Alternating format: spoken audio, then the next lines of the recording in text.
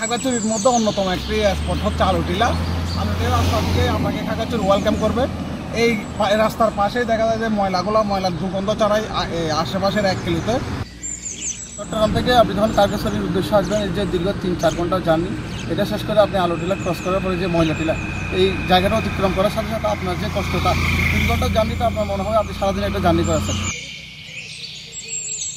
আলুটিলা যেগুলো ময়লা ফেলায় এই জায়গায় থেকে আছে। আমরা তো আর এখানে টিউবওয়েল বয়লেই হয় না, কিছু বয়লেই হয় না, আমরা বাধ্য এই পানি ব্যবহার করতে হয়।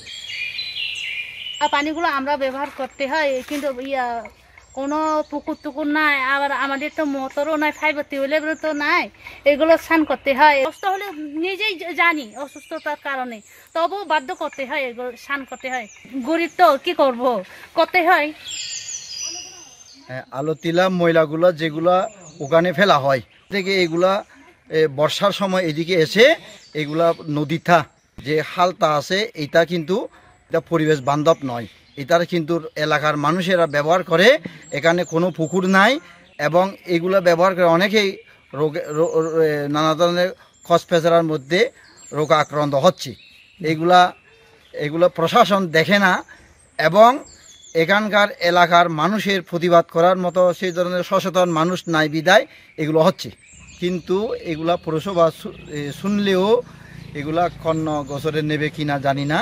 কিন্তু আমরা তো এখানকার এলাকার মানুষেরা যেগুলো স্নান করতেছে এরা কিন্তু খুবই কষ্ট পাচ্ছে, এটা আমি দেখতেছি আর কি। এই খালটা যদি পবিত্রতা রক্ষা করা হয় আমাদের জন্য, এলাকার জন্য খুবই উপকৃত হবে আর কি। স্থানীয় ও জনগোষ্ঠী এবং সুশীল সমাজের দীর্ঘদিনের দাবি, খাগড়াছড়ির যে প্রবেশ মুখ থেকে ময়লার ভাগারটি সরিয়ে নেওয়া হোক এবং সরিয়ে নিলে জনসচেতনতার সাথে যে পরিবেশ দূষণের যে এই বিভিন্ন ধরনের যে দাবি উঠে আসছে সেটি থেকে তারা স্বস্তি পাবেন। পর্যটন নগরী খাগড়াছড়ি প্রবেশের মুখে যে ময়লার ভাগার থেকে ছুটন বিশ্বাস, বাংলাদেশের খবর।